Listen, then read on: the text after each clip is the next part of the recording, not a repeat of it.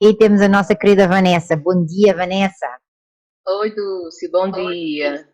E Tá me aí, ouvindo como é que você bem? está? Perfeito. Você também? Também, também. Tudo bem por aqui, graças a Deus. E vocês? Também. Vanessa Amém. está-nos aí a falar de Alagoas. Então, para quem ainda Isso, não conhece a Vanessa, ela é advogada consensual e ela atua aí no direito de família, sucessões e também direito público. Além disso, a Vanessa também é mediadora privada e mediadora judicial, membro da Comissão de Mediação e Arbitragem da OAB de Alagoas, isso. pós-graduada em Direito Tributário e graduanda no LLM de Mediação, Gestão e Resolução de Conflitos. A sua atuação ela tem sido diversificada, não é, Vanessa? Você já atuou aí como procuradora em municípios, também já ministrou Exato. aulas em universidades, coordenadora jurídica do Governo de Alagoas. Enfim, aí um percurso notável e que certamente você vai partilhar connosco também, e que este momento aqui das jornadas, ao qual eu te dou super boas-vindas, é a Obrigada. continuação do trabalho que nós vimos fazendo. Então, muito obrigada Exatamente. também pela tua disponibilidade aí, e bem-vinda. Obrigada, Dulce. Bom dia. Eu agradeço muito a oportunidade e eu queria que me permitisse, justamente por aqui em Alagoas, a gente não ter os métodos adequados de solução de conflitos tão difundidos, estamos ainda engateando, que apresentasse você. Porque Dulce Nascimento, a gente está pelo seu perfil, mas aqui em Alagoas, as pessoas que estão acompanhando, que saibam que a Dulce realmente é uma entusiasta da mediação, advogada consensual há mais de 20 anos, e quando a gente fala advogada consensual, é uma advogada que a gente não gosta de briga, a gente não é do litígio. Enfim, Dulce já foi juíza em Portugal, e voltou ao Brasil, já é abrasileirada. É ligada à OAB Minas Gerais, não é isso, Dulce? Isso mesmo. É do Conselho Federal, da OAB, é realmente um entusiasta da mediação e nos estimula realmente a estudar a mediação cada vez mais e difundi-la. Então é um prazer realmente para mim estar aqui dividindo esse bate-papo com você. E hoje a gente escolheu o tema comportamentos, né? Os nossos colegas já falaram de honorários, como você já falou, justiça, todo o pessoal que fez parte desse projeto da Chave, né? Teve essa oportunidade de estar batendo esse papo com você e ainda teremos essa semana, não é isso? Alguns Isso mesmo. que participarão, enfim. E a minha pergunta a você de início é a questão a minha dúvida e da maioria dos advogados que hoje a gente se denomina consensual, justamente porque, assim, por exemplo, quando eu fiz faculdade, faz bastante tempo, a gente não falava em meios consensuais.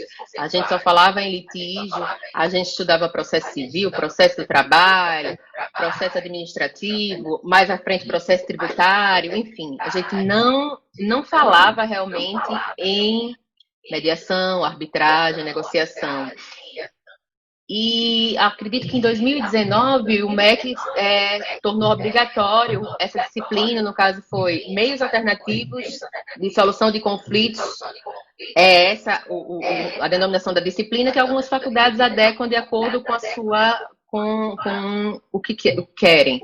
No caso, algumas faculdades têm 2 semestres, outras somente um semestre. Então, assim, em 6 meses ou em um ano, eu gostaria da sua avaliação em relação a isso, dos novos estudantes, dos novos operadores de direito, dos atuais, no caso, estudantes de direito, que estão tendo essa oportunidade de, hoje em dia, pelo menos na faculdade, ter um clique, pelo menos um sinal de que a mediação existe, a mediação é atuante, os meios adequados ou alternativos, como queiram chamar, são realmente meios de solução de conflito. Não que a gente não precise da justiça, não é isso, mas que a gente tem outras alternativas para que o direito realmente seja assistido. Então, Não só isso que tu estás a dizer, eu acho que é muito válido e é muito importante, Vanessa, como aquilo que acontece eu penso que nós temos muitos motivos para festejar. Isto é, a questão da comunidade jurídica e a questão dos advogados e das advogadas em geral têm efetivamente muitos motivos para comemorar, mas também, óbvio, muitos motivos para ficarem preocupados e descobrirem conscientemente a necessidade de se atualizarem. O que é que eu quero dizer com isso? Lá atrás, e quando nós falamos lá atrás, de facto, 20, 30 anos já não é tão atrás como nós achávamos que era, porque aquilo que nós estamos aqui a trabalhar é em relação à questão e à descoberta e à valorização do que nós estamos a trabalhar em termos de profissionais do direito. E no nosso início, no nosso desenvolvimento da nossa atividade e da nossa formação, não tivemos sequer consciência de que havia outra forma de exercer o direito. Nós conhecíamos a negociação intuitiva, basicamente é essa a primeira negociação que nós temos acesso, e nós conhecíamos, como tu muito bem disseste, o processo judicial. Fosse ele civil, fosse ele familiar, fosse ele administrativo, trabalhista, penal, em que área fosse, mas dentro da área do judiciário. Essa circunstância de, ali no finalzinho de 2018, eu acho muito curioso, porque já a lei de mediação também entrou em vigor no finalzinho do ano. Então não de 2018, de 2015, mas também foi no final do ano, não é? Então parece que o mês de dezembro ele traz esta consciência de que é necessário mudar alguma coisa. Então essa resolução do MEC, do Ministério da Educação, lá no finalzinho de dezembro de 2018, que depois passou a vigorar para as graduações a partir de 2019, ela foi, eu diria, não só inédita, mas inovadora e arrojada, porque ela traz a consciência de que não basta haver políticas públicas do judiciário de métodos outros que não o próprio judiciário, que é necessário trazer para a comunidade jurídica e aí para a formação desses jovens das diversas carreiras jurídicas, porque não são só os advogados que precisam desta capacitação, há outros profissionais das carreiras jurídicas que também precisam, mas é essencial essa introdução dentro dos cursos universitários e trazer essa possibilidade de formação técnica jurídica e prática jurídica de resolução consensual de conflitos, é dessa forma que a resolução nos fala, é dar, mais uma vez, a responsabilidade e a liberdade das universidades, através dos seus coordenadores, trazerem e partilharem essa matéria e começarmos a falar outra linguagem. E aquilo que eu acho muito curioso com isso que tu estás a trazer é que hoje a maioria dos operadores do direito que está no mercado não teve essa formação inicial. Não. Isso é um facto.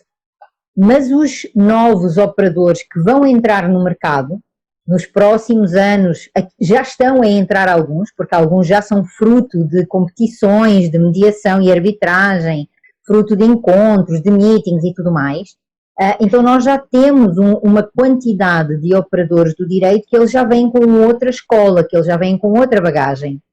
E isso leva-me a de facto entrar naquela questão do desafio, que é os advogados e as advogadas que já estão no mercado, que já atuam, precisam obrigatoriamente de se modernizar, de se atualizar e de se consciencializar que aquilo que eles não tiveram a oportunidade de receber na universidade é fundamental que desenvolvam por si próprios.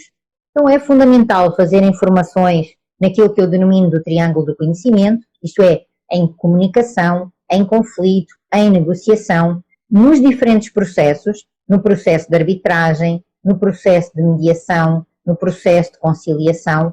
Porquê? Porque eles vão identificar que aquilo que até agora têm feito é muito na base da intuição.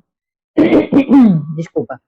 É muito na base da intuição. E enquanto nós estivermos a trabalhar na base da intuição dentro do jurídico, nós não vamos conseguir alcançar a eficácia e a eficiência que a nossa atuação pode trazer para os nossos clientes e até para os próprios advogados.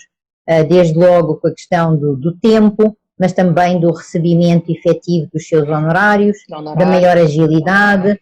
Então são várias questões que eu vejo aí, que essa introdução nas universidades, ela é um ganho substancial e é algo que nós temos e devemos de comemorar.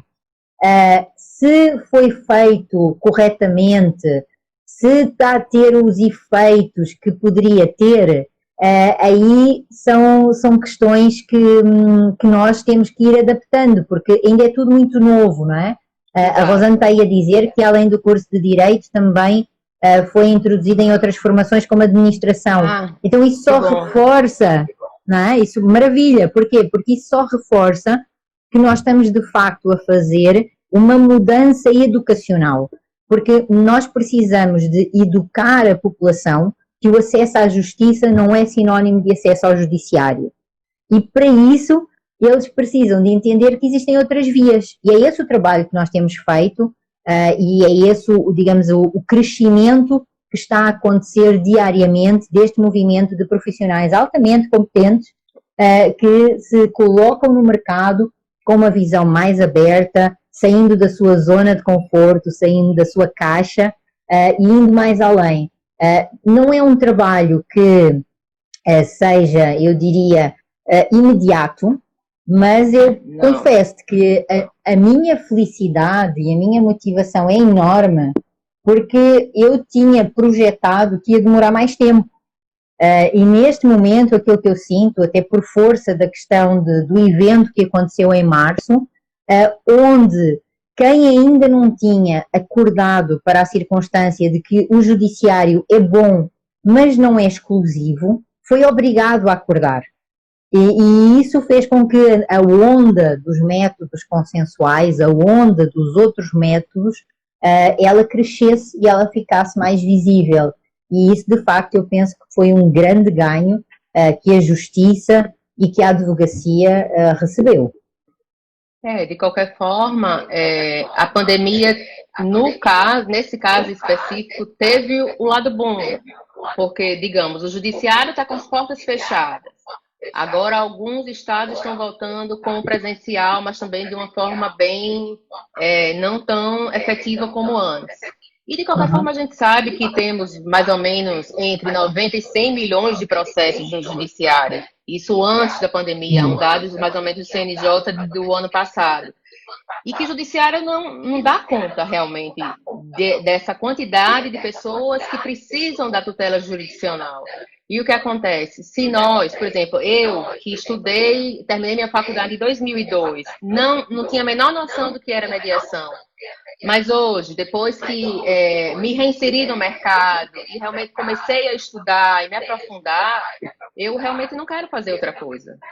E os meus colegas, que aqui, por exemplo, os cursos presenciais que a gente tem feito aqui em Maceió, que agora estão suspensos, mas que fizemos o ano passado, todos, graças a Deus, estão nesse mesmo caminho, todos estamos pensando da mesma maneira, e ainda é difícil realmente quando você fala que é um advogado consensual, porque realmente os advogados da velha guarda, com todo respeito, alguns têm muita dificuldade em aceitar, porque a primeira coisa que eles dizem a gente é: você vai morrer de fome.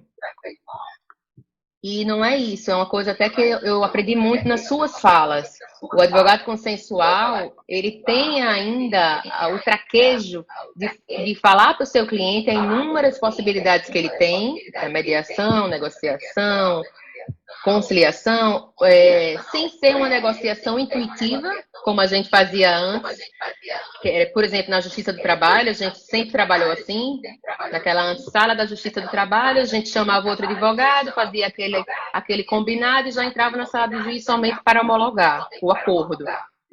E hoje em dia não é assim, a gente tem todo um trabalho com o nosso cliente para fazer uma reunião, para explicar realmente, para deixar ele pensar, deixar ele bem à vontade para dizer: olha, você tem A, B, C, D caminhos. Você também tem o judiciário.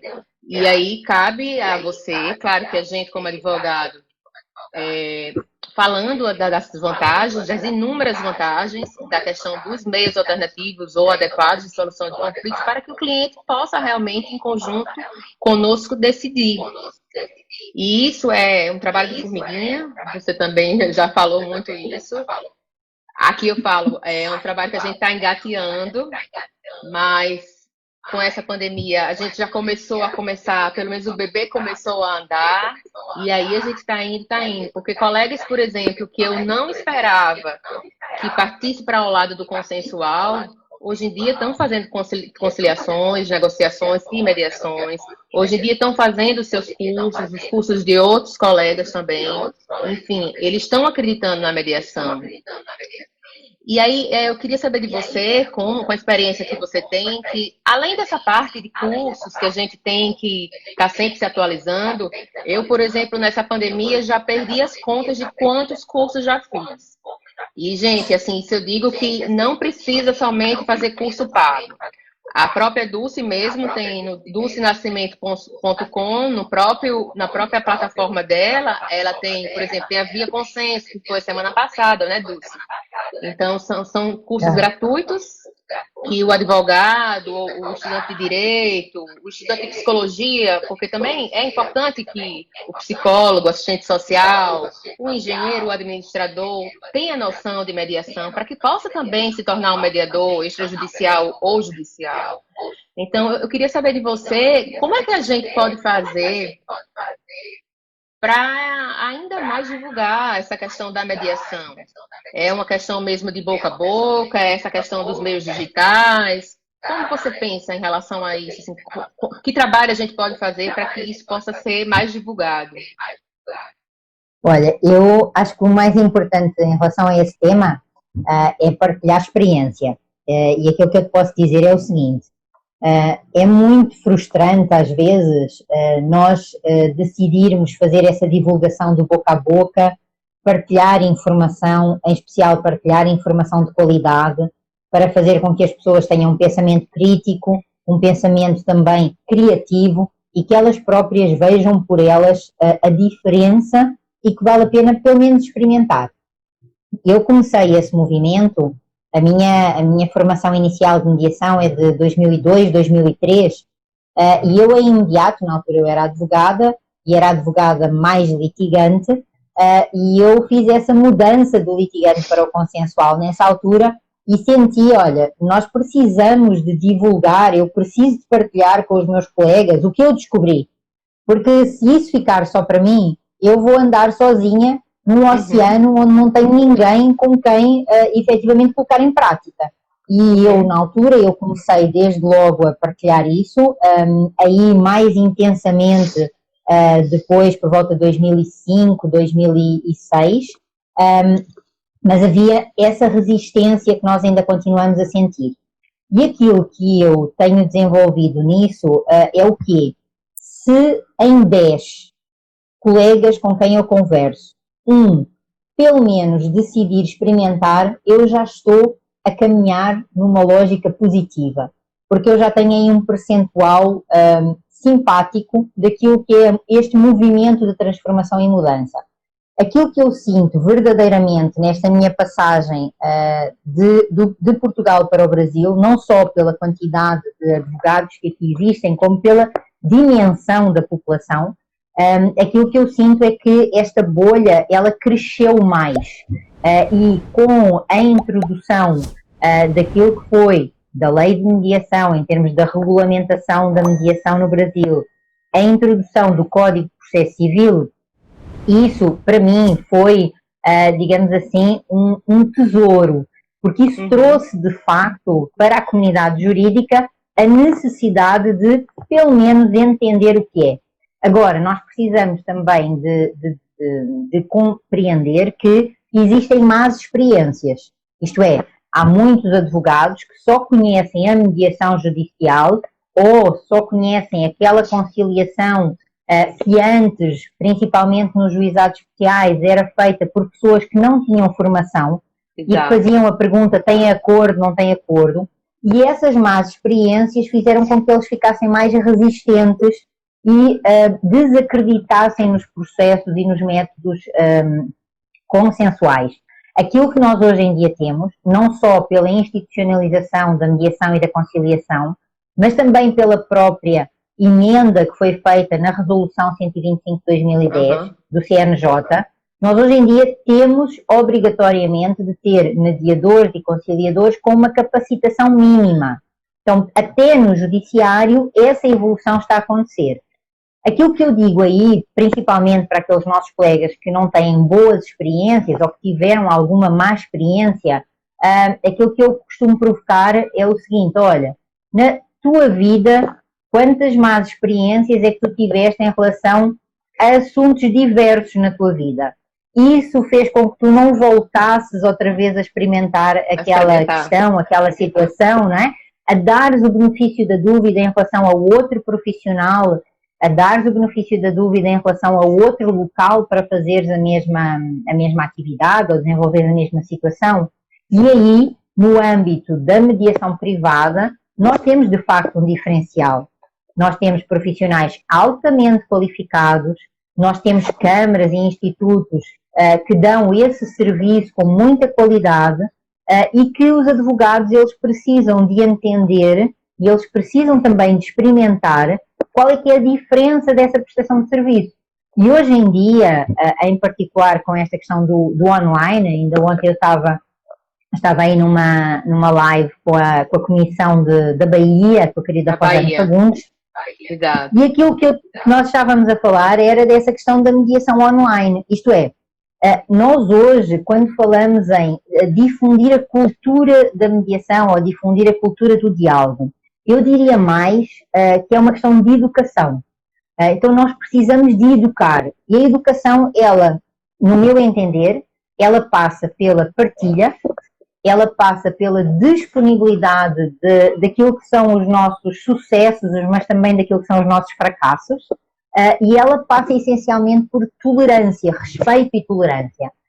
Isto é, se eu tenho um colega do outro lado que ele me diz, olha, a mediação não serve para nada, a mediação é uma perda de tempo, eu não tenho disponibilidade para isso, significa que eu tenho alguém do outro lado que certamente teve uma má experiência ou que certamente não tem ainda o conhecimento. Então aí, os advogados e as advogadas que já têm essa formação, no meu entender, eles ficam com uma dupla responsabilidade.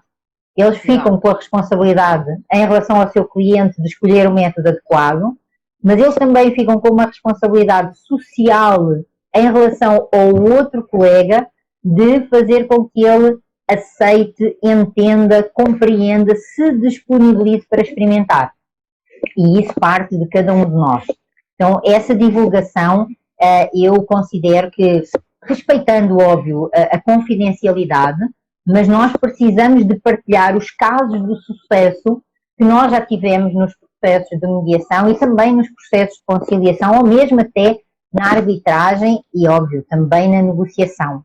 Quanto mais nós conseguirmos compartilhar, quanto mais nós conseguirmos demonstrar que dá resultado, maior vai ser, parece-me a mim, aquilo que será a curiosidade e a disponibilidade para quem ainda não sabe e não experimentou, de vir experimentar.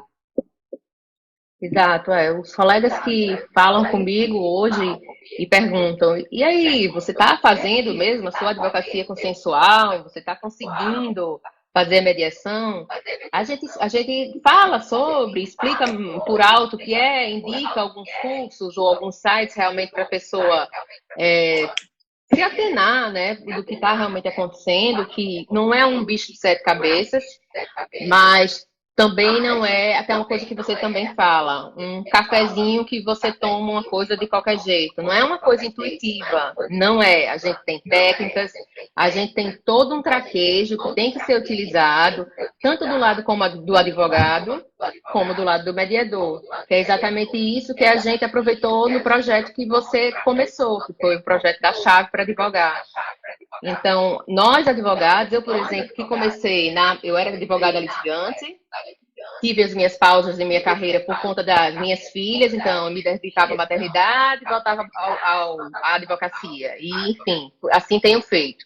Em 2018, eu comecei a fazer o curso de mediação judicial e quando da prática da mediação judicial, eu comecei a observar que realmente aquilo não era mediação. A gente faz uma conciliação, ou até uma negociação até intuitiva muitas vezes, até porque assim, o judiciário não tem tempo na pauta de audiências para fazer a mediação como a gente faz na mediação privada.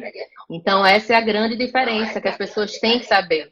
As câmaras, os escritórios de mediação privada, aqueles mediadores extrajudiciais privados que atuam ad hoc, que, no caso, um advogado tem que indicar para dizer, olha, eu tenho um mediador que entende de tal assunto e tente ter uma conversa com ele, chama a outra parte também, junto com o advogado da outra parte, para que a gente possa utilizar das técnicas para realmente ter o sucesso na mediação.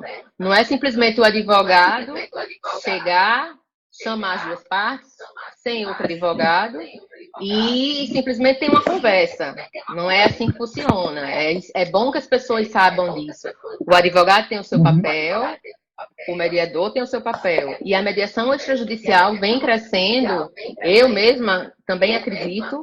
A gente aqui em Maceió está batalhando muito para isso, para continuar fazendo o trabalho de divulgação e de realmente que as pessoas acreditem na mediação extrajudicial, porque muitas vezes o problema é que alguns clientes dizem, doutora, como é que eu vou ter, isso aqui vale como um documento da justiça, não é? Tem valor jurídico, né? Exato, tem algum valor, porque é como se eles tivessem feito, digamos, em casa, qualquer contrato, qualquer dizer, e as pessoas assinam. E assim, isso que a gente tem que colocar também na cabeça das pessoas, que uma mediação extrajudicial feita de uma forma séria tem um valor de título executivo extrajudicial. Então, sim, acatada pelo judiciário e o direito do cliente, assistido pelos seus advogados, ele vai ser sim atingido. Fora que as inúmeras estatísticas que a gente tem, que os acordos feitos por forma de mediação, negociação, arbitragem, eles são muito mais execuíveis do que os que estão na justiça, né? Ou seja, porque as pessoas que vão fazer o seu combinado, eles que são os protagonistas. E no judiciário, infelizmente, o que acontece? O juiz vai prolatar a sentença. Então, as pessoas vão ter que obedecer aquilo ali. E nem sempre as pessoas saem satisfeitas. Não é assim? Na mediação, a gente vê que a parte do sentimental, a parte de restaurar a relação, quando é um caso familiar, por exemplo, isso é importante, porque uma relação continuada é importante que você tenha pelo menos um pouco de cordialidade. Então, a gente conseguindo divulgar isso dessa forma, que, gente, você, por exemplo, com o ex-marido, que tenha filho, você vai ter que ter uma relação cordial para o resto da vida. Então, é interessante o quê? Que você tenha uma conversa, que você possa ser ouvido, como a gente consegue fazer na mediação extrajudicial, em uma sessão, em duas, em três, dependendo do caso. Então, é um trabalho que a gente vem fazendo com muito entusiasmo, mas que eu tenho muita esperança realmente que a gente consiga, depois de todos esses marcos que você falou, de 2015 da lei de mediação, a arbitragem que já vem desde 96, salvo engano, essa questão também do MEC, que desde 2019 institui nas faculdades, e o nosso trabalho de rede social, que a gente vem realmente divulgando para que as pessoas conheçam, né, com esse tempo de pandemia. E aí eu pergunto, Dulce, uma das dúvidas que os meus colegas chegam muito, Vanessa, que livro eu tenho que ler, enfim, o que é que eu devo fazer, como eu devo agir em relação às características e comportamentos dos advogados que agem, que acreditam nessa parte de atuar numa advocacia consensual, nos meios adequados, alternativos de solução de conflitos. O que você acha que os advogados têm que ter, digamos assim? Olha, em relação a isso, são muitos temas que eu diria que nós precisaríamos de abordar, porque Em relação às características, o advogado consensual, e eu digo isso sempre, o advogado consensual, ele é bom de briga. O advogado consensual, ele sabe brigar. Só que, além de ele saber brigar, ele também sabe escolher os momentos em que essa briga ela é de facto necessária. E se ela não for necessária, ele não vai atuar. Então, tem um livro que é um livro que é muito utilizado em gestão, que é a arte da guerra, e a arte da guerra é exatamente isso. Quando nós nos preparamos para uma batalha, nós temos que entender que é necessário construir estratégias para essa batalha. E nem sempre tirar a espada e já mostrar a espada ao outro é o mais inteligente. E aí entra o quê? Entra então esse é o primeiro livro, é a primeira dica que eu diria. Depois, a outra questão que nós também temos é a questão da comunicação. E aí eu já estou a falar um pouquinho sobre aquilo que eu denomino do triângulo da advocacia consensual, ou triângulo do conhecimento consensual. Que é o quê? Eu não posso continuar a entender que eu sei comunicar porque eu comunico desde sempre. Ou seja, eu falo desde sempre, mas falar não significa necessariamente comunicar. Então tem algumas, não é? Então tem aí alguns temas que são relevantes e também algumas obras que são essenciais, desde logo a questão da obra da comunicação não violenta, mas também a neurolinguística. Então são temas relativamente aos quais é muito importante o profissional da advocacia começar a entender que precisa de quê? Precisa de juntar aquilo que já é o seu conhecimento técnico-jurídico. E além da comunicação, também a questão da negociação, e aí em relação à negociação existem várias correntes, existem várias doutrinas, existem várias escolas. Então eu digo sempre isto, quando nós falamos em negociação nós temos escolas, quando nós falamos em mediação nós temos processo. Então são coisas diferentes, no meu entender não existem escolas de mediação, existem sim escolas de negociação. A própria negociação, ela teve uma evolução ao longo dos tempos, porque nós inicialmente acreditávamos que a boa negociação era a denominada barganha, então era, no fundo, a arte de enganar o outro, foi assim que a negociação foi construída durante muito tempo, e com esse mito nós achámos que os próprios advogados tinham que ter essa arte de enganar o outro. Isso ficou demonstrado cientificamente que não é, mais uma vez, o mais inteligente, não é o mais correto. E aí nós vamos buscar o quê? Matemáticos. Nós vamos buscar Adam Smith, nós vamos buscar outros autores que nos trazem essa evolução também em relação à questão da negociação. E o próprio Nash, não é? Que a teoria de Nash que nos traz essa evolução da teoria do Adam Smith, no sentido de que aquilo que for bom para mim e aquilo tem que ser bom para os outros para ser bom para todos.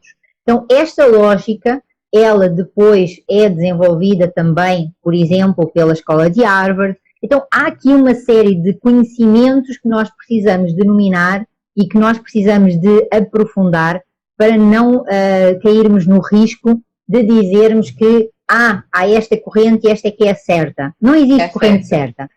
Não é? Existe aquilo que faz sentido numa determinada altura, num determinado momento.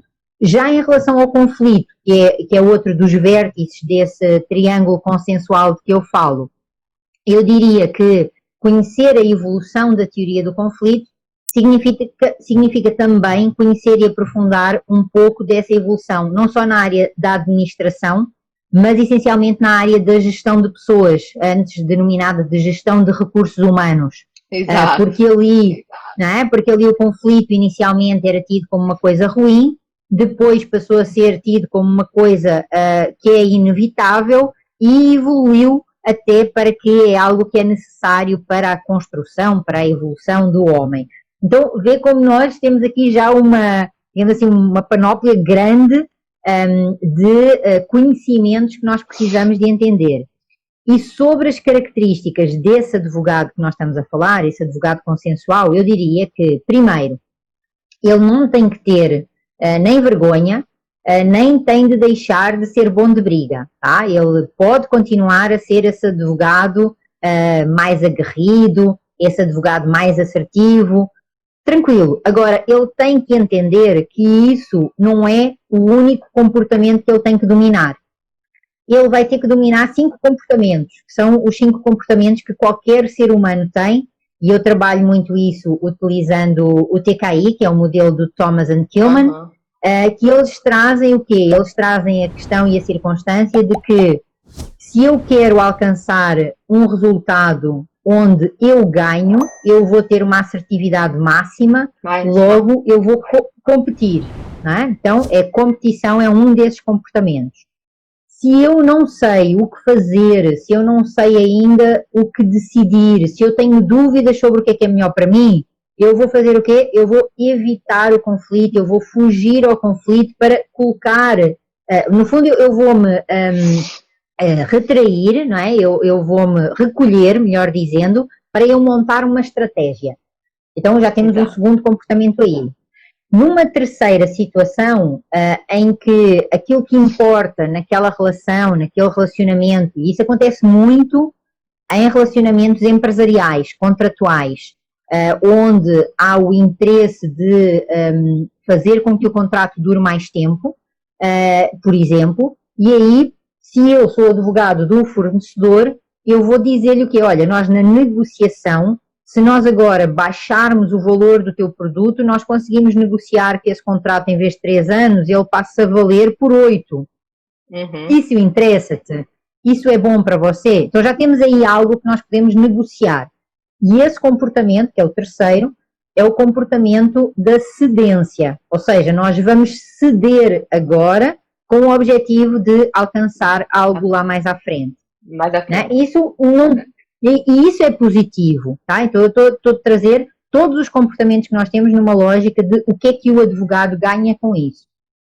Num quarto comportamento, que é aquele comportamento do compromisso, do comprometimento, nenhum dos dois vai ganhar e nenhum dos dois vai perder.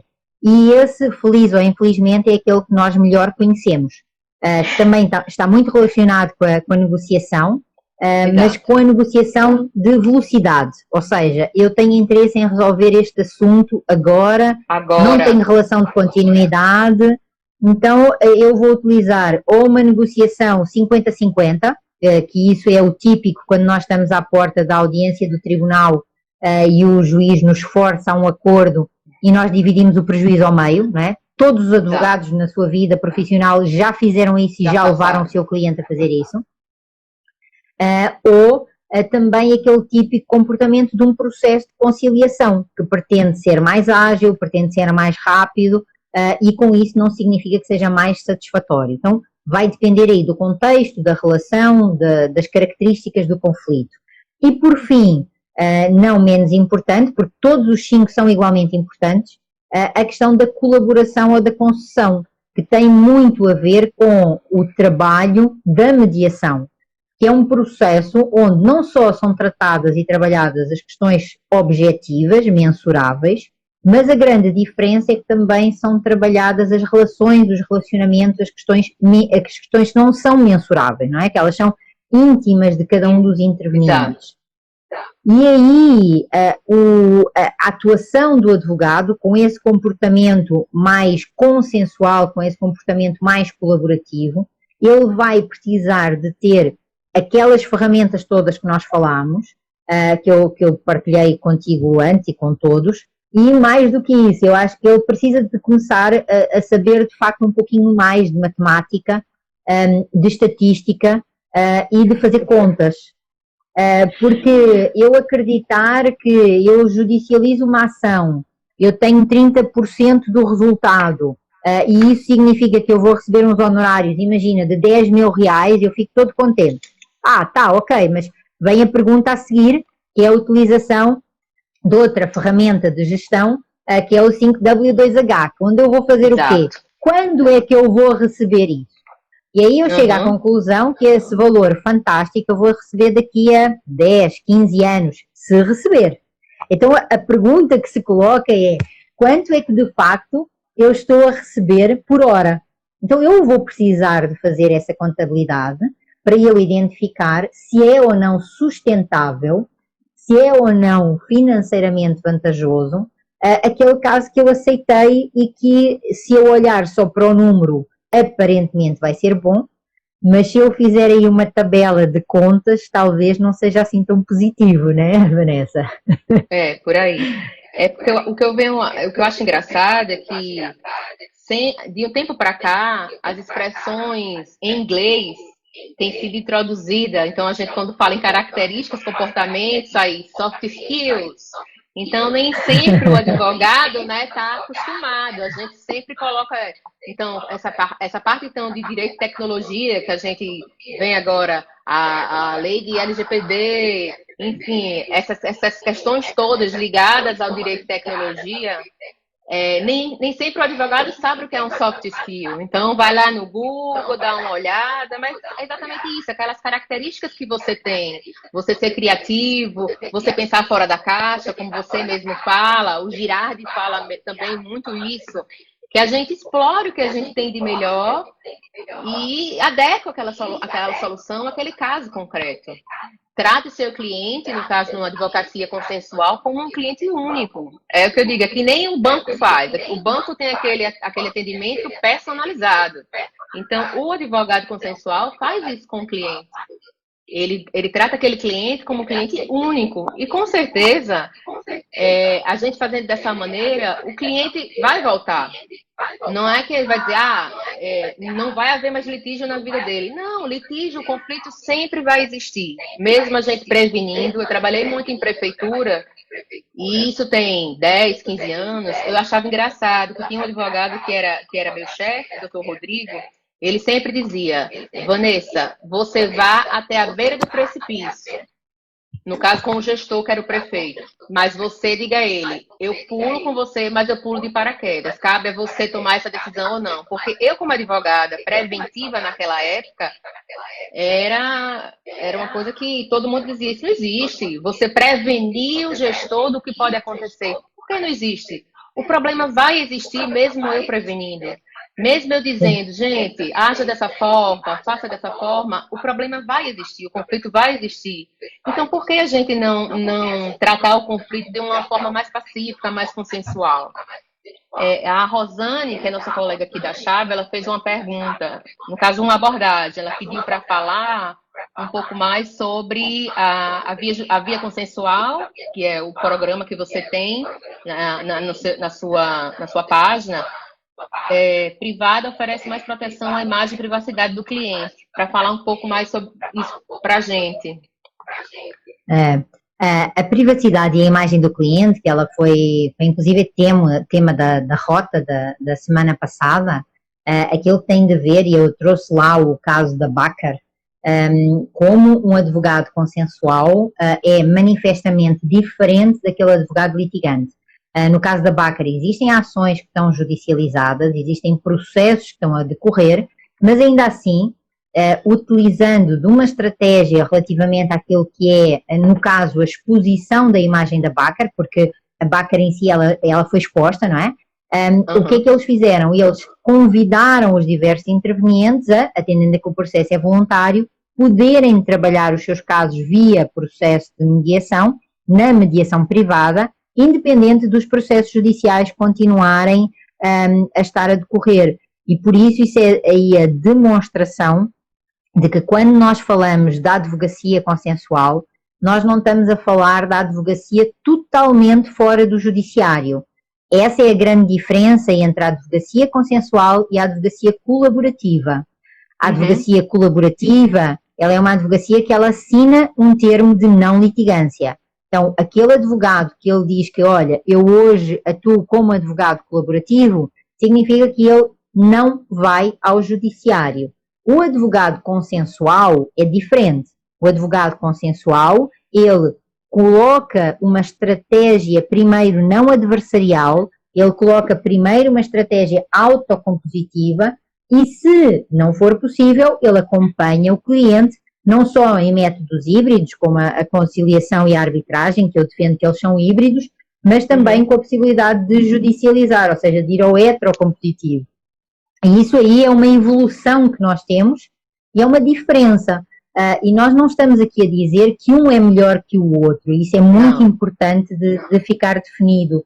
Aquilo que estamos a dizer é que são todos úteis, são todos necessários, são todos complementares e cada vez mais, para mim, é absolutamente claro que mediação sem advocacia não faz sentido e advocacia sem o processo de mediação também já não faz sentido. Então nós dependemos uns dos outros para quê? Para que a justiça ela passe a ser de facto esse acesso à ordem jurídica justa. E foi muito interessante, Vanessa, quando você estava trazendo a questão e a circunstância daquilo que é a tecnologia, daquilo que é o desenvolvimento das propostas de trabalho, porque quando nós falamos dessa circunstância que é a questão de que o advogado de hoje, além do jurídico, além do triângulo do conhecimento, ele ainda tem que ter competências e características relativamente aos métodos tecnológicos. Também o próprio, não é? Também o próprio direito está mudando. Ou seja, ao invés daquilo que nós tínhamos relativamente à circunstância e à situação de que diziam que a advocacia era uma atividade em extinção e que iria ser substituída pela inteligência artificial, não é? Por robôs, veio o próprio mercado nos dizer que não é assim. Que a inteligência artificial ela ajuda, que a inteligência artificial ela vem trazer uma melhoria no acesso à ordem jurídica justa. No acesso, não é? No acesso à resolução de situações, mas que nós precisamos de muito mais do que isso, nós precisamos desta mudança de chave, e aí aproveitando até o gancho para dizer que nessa mudança de chave que tu já falaste e que fizeste parte do projeto, assim como a Rosana e todos aqueles que estão connosco aqui nesta jornada de lives.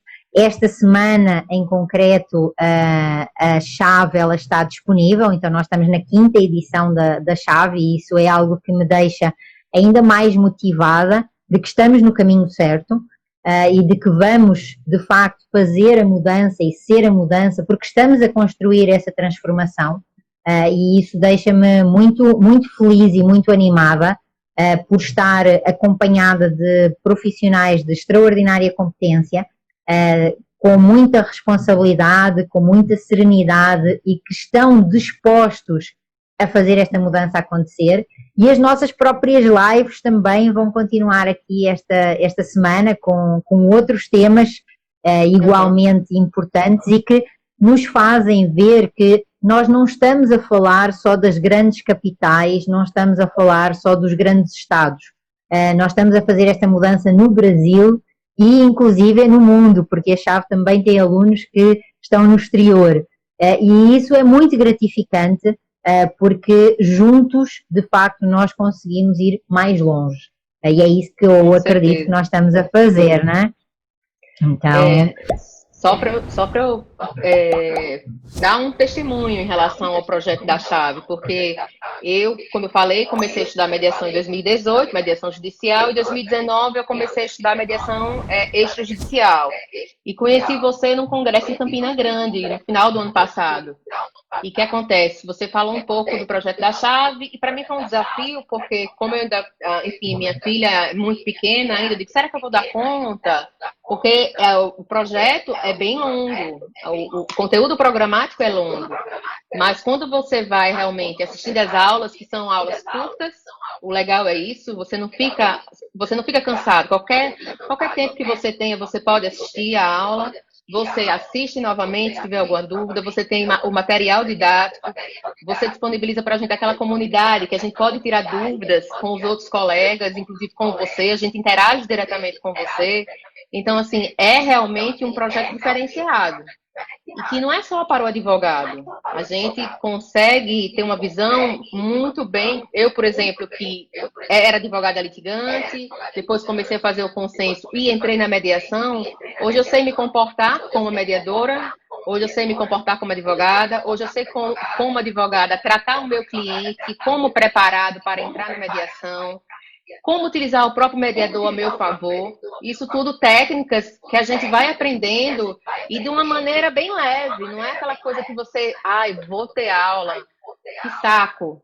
Não, não é assim. Isso aí, gente, eu não estou aqui fazendo merchan, não tenho parceria com a Dulce, realmente estou falando a verdade. Quem me conhece sabe que eu sou muito verdadeira, porque eu venho indicando aos meus colegas, é um investimento. Gente, não é um investimento alto, entendeu? Além das inúmeras parcelas que você pode pagar, dá para você encaixar no seu orçamento, enfim.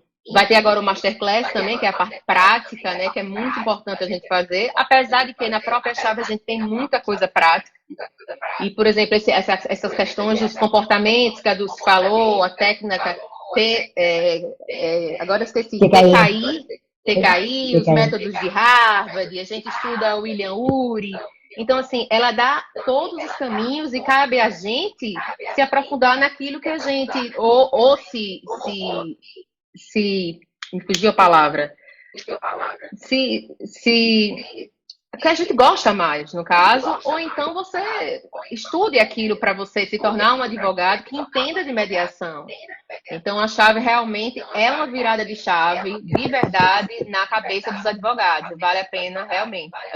Eu e todo o grupo, a gente só tem realmente a agradecer. Ainda mais pelo outro diferencial que eu esqueci de falar, são as mentorias, né, Dulce?